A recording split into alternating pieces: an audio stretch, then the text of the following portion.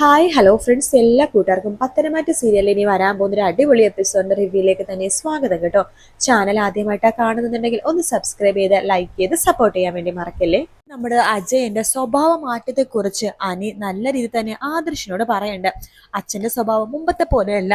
മുമ്പ് നന്ദുവിന് അച്ഛനെ ഭയങ്കര കാര്യമായിരുന്നു, പക്ഷെ ഇപ്പൊ നന്ദുവിന്റെ പേര് കേൾക്കണ പോലും അച്ഛന് ഇഷ്ടമല്ല. അതെന്താന്ന് എനിക്ക് മനസ്സിലാവുന്നില്ല. ഇത് കേൾക്കുന്ന ആദർശ് പറയണ്ടേ, എനിക്കും അങ്ങനെ തന്നെയാണ് തോന്നിയിട്ടുള്ളത്. നിനക്കറിയാലോ, ഞാൻ അച്ഛനോട് പറയാൻ പറ്റാത്ത കാര്യം പോലും ചെറിയച്ഛനോട് പറയാറുണ്ട്. എനിക്ക് ഏറ്റവും ഇഷ്ടം ചെറിയച്ഛനെയും ചെറിയ അമ്മേനെയും ആയിരുന്നു എന്ന് പറയാണ്. അതെനിക്കറിയാം ആദർശേട്ടാ. ആ ആ ചെറിയച്ഛനാ ഇപ്പോ എന്നോട് വല്ലാത്ത വാശിയോടും വൈരാഗ്യത്തോടും സംസാരിക്കണത്. ഞാൻ നാഗേന്ദ്രനെ കുറിച്ച് സംസാരിക്കുമ്പോൾ വലിയച്ഛന് അതൊട്ടും ഇഷ്ടപ്പെടുന്നില്ല, ചെറിയച്ഛനെ ഒട്ടും ഇഷ്ടപ്പെടുന്നില്ല എന്ന് പറയുമ്പോൾ അനി പറയണ്ട്, അച്ഛന് എന്തൊക്കെയോ പങ്കുണ്ടോ ആദർശേട്ടാ എന്ന് ചോദിക്കുകയാണ്. ആദർശം നയനയും പറഞ്ഞു, ഞങ്ങൾ അതിനെക്കുറിച്ച് സംശയിക്കുന്നു. ഒന്നില്ലെങ്കിൽ ഈ നാഗേന്ദ്രൻ ഇവിടുന്ന് പുറത്തു പോകാനുള്ള കാരണം ജലജപ്പച്ചിയാണല്ലോ. പക്ഷെ അപ്പച്ചിയുടെ കൂടെ ഇനിയിപ്പോ ചെറിയച്ഛനും ചെറിയമ്മയും ഉണ്ട് എന്ന് സംശയിക്കേണ്ടിയിരിക്കുന്നു എന്ന് പറയുമ്പോൾ അനി പറയണ്ടേ, എങ്കിൽ നമുക്കത് അന്വേഷിച്ചേ പറ്റും. ആദർശ് പറയണ്ടേ, എടാ ഇതിപ്പോ ചിങ്ങമാസമാണ്, ഇനിയിപ്പോ സ്വർണം മേടിക്കാൻ ആളുകളുടെ തിരക്കും കാര്യങ്ങളൊക്കെ ആയിരിക്കും ജ്വല്ലറിയിൽ. അറിയാലോ, നമുക്ക് കോമ്പറ്റീഷൻ കുറച്ച് കൂടുതലുള്ള സമയമാണ്. അതുകൊണ്ട് എന്തായാലും അതൊക്കെ ഒന്ന് കഴിയട്ടെ, ഈ മാസം ഒന്ന് കഴിയട്ടെ, ശേഷം നമുക്ക് ഇതിനെക്കുറിച്ച് കൂടുതൽ അന്വേഷിക്കാം എന്ന് പറയുന്നുണ്ട് ആദർശ്. അനി പറയുന്നുണ്ട്, അങ്ങനെ എന്തെങ്കിലും തെറ്റി എൻ്റെ അച്ഛൻ്റെയോ അമ്മയുടെ ഭാഗത്തുണ്ടെന്നുണ്ടെങ്കിൽ തീർച്ചയായിട്ടും അത് കണ്ടുപിടിച്ചിരിക്കണം. അതുകൊണ്ടായിരിക്കും അവര് നന്ദു ഇവിടെ വരാൻ സമ്മതിക്കാത്തത് അല്ലേ? അതെ, നന്ദു ഒരു പോലീസ് ഉദ്യോഗസ്ഥയാണല്ലോ, കള്ളത്തരങ്ങളൊക്കെ പെട്ടെന്ന് കണ്ടുപിടിക്കുമല്ലോ. അതുകൊണ്ടിട്ടായിരിക്കും. എന്തായാലും നമുക്കത് കണ്ടുപിടിക്കാടാ എന്ന് ആദർശ് പറയണ്ട. അപ്പൊ അങ്ങനത്തെ കുറെ ഭാഗങ്ങളാണ് ഇന്നത്തെ എപ്പിസോഡിൽ കാണിച്ചത്. അങ്ങനെ ചിങ്ങമാസമൊക്കെ കഴിയാണ്. നമ്മുടെ ഓണത്തിന് ഏറ്റവും കൂടുതൽ കച്ചവടം എടുക്കുന്നത് നമ്മുടെ മൂർത്തി ജ്വല്ലറി തന്നെയാണ് കേട്ടോ. അതിൻ്റെ ഒരു സന്തോഷം എല്ലാവർക്കും ഉണ്ട്. ശേഷം നമ്മുടെ ആദർശ് നയനെടുത്ത് പറയുന്നുണ്ട്, അങ്ങനെ ചിങ്ങമാസം കഴിഞ്ഞു, കച്ചവടം നമ്മൾ പൊളി പൊടിച്ചു. ഇനി നമുക്ക് ചെയ്യാനുള്ളത് നാഗേന്ദ്രന്റെ ആ ഒരു കഥ, അത് നമുക്ക് അറിഞ്ഞേ പറ്റൂ.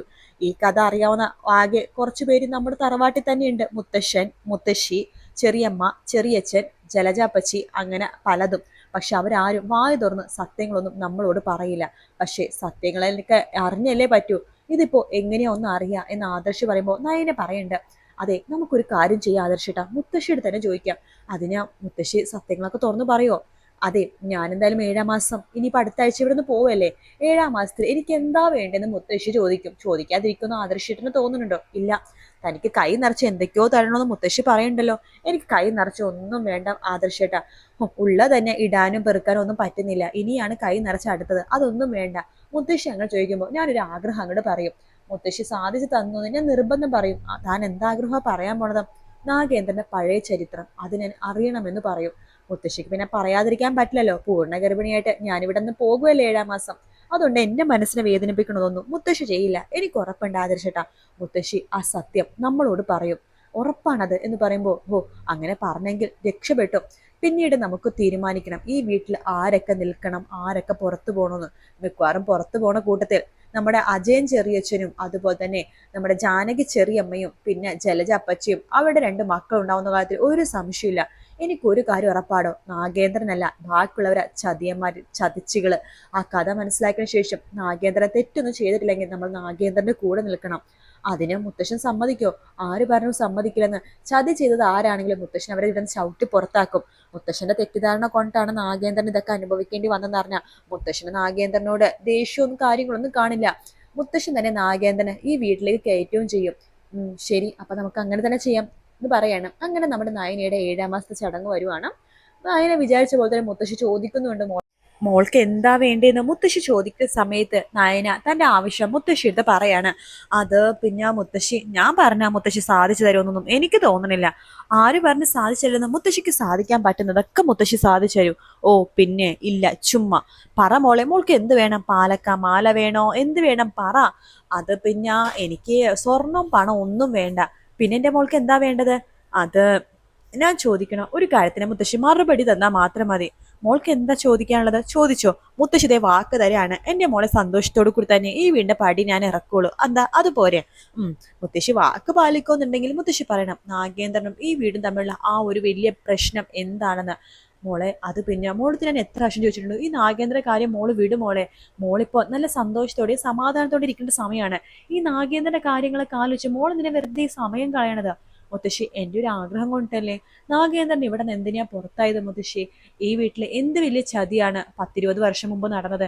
എല്ലാം എന്നോട് പറ മുത്തശ്ശി എന്ന് പറയാണ്. അവസാനം മുത്തശ്ശിയെ നിർബന്ധിച്ച് നമ്മുടെ നയനെ ആ മഹാസത്യം മനസ്സിലാക്കാണ്. നാഗേന്ദ്രൻ സ്വർണം മോഷ്ടിച്ചു സ്വർണം അടിച്ചു മാറ്റി എന്നൊക്കെ പറഞ്ഞിട്ടാണല്ലോ മൂർത്തി ജ്വല്ലറിന് പുറത്താക്കിയത്. അതുപോലെ തറവാട്ടിൽ നിന്ന് പുറത്താക്കാനും വലിയൊരു കാരണമുണ്ട്. തറവാട്ടിലെ പണവും സ്വർണവും ഒക്കെ ഇടയ്ക്കിടയ്ക്ക് കാണാനുണ്ടായിരുന്നില്ല. അതെ, നമ്മുടെ ദേവയാനിയുടെ സ്വർണ്ണമാണെങ്കിലും നമ്മുടെ ജലജയുടെ സ്വർണ്ണമാണെങ്കിലും ജാനകിയുടെ സ്വർണ്ണമാണെങ്കിലും ഒക്കെ കാണുന്നുണ്ടായിരുന്നില്ല. അതിന്റെ മോഷ്ടിച്ചതെല്ലാം തന്നെ നാഗേന്ദ്രനാണെന്നുള്ള വിശ്വാസമാണ് നമ്മുടെ മൂർത്തിക്ക് ഉണ്ടായിരുന്നത്. അത് മാത്രമല്ല, പണമാണെങ്കിലും സ്വർണ്ണമാണെങ്കിലും പിന്നെ നാഗേന്ദ്രൻ ആങ്ങളെ അതാണ് നമ്മുടെ അമ്മ പെങ്ങന്മാരെ തിരിച്ചറിയാൻ കഴിയാത്തവനാണെന്നും ജലജ വരുത്തി തീർക്കുന്നുണ്ട്. ശരിക്കും പറഞ്ഞാൽ ഈ സ്വർണവും പണവും ഒക്കെ മോഷ്ടിച്ചത് നമ്മുടെ അജയനും ജാനകിയും ജലജയും കൂടി ചേർന്നിട്ടാണ് കേട്ടോ. അത് നമ്മുടെ നാഗേന്ദ്ര തലയിലേക്ക് ആ കുറ്റം ഇട്ടുവെച്ചു. അത് മാത്രം ഇട്ടുവെച്ചാൽ ഇയാളെ ഇവിടുന്ന് പുറത്താക്കില്ലെന്ന് നന്നായിട്ട് ജലജക്കും ജാനകിക്കും അജയനും അറിയാം. അത് മനസ്സിലാക്കി അവർ വേറൊരു കഥ കൂടി ഉണ്ടാക്കാണ്. വേറൊന്നുമല്ല, ഈ നാഗേന്ദ്രൻ പെണ്ണുങ്ങളെ കയറി പിടിക്കുന്ന ഒരുത്തനാണ്, അവനെ വേറൊരു സ്ഥലത്ത് എന്തോ അവിഹിത ബന്ധമുണ്ടോ അങ്ങനെയൊക്കെ പറഞ്ഞ് വേറൊരു കഥയും കൂടി ഉണ്ടാക്കുകയാണ്. ആ കഥ ഉണ്ടാക്കുക മാത്രമല്ല, തെളിവും കൂടി അവർ ഉണ്ടാക്കുന്നുണ്ട്. അതുകൊണ്ട് തന്നെയാണ് നമ്മുടെ നാഗേന്ദ്രന് ആ വീട്ടിൽ നിന്ന് പോവേണ്ടി വരുന്ന ഒരു അവസ്ഥ വരുന്നത്.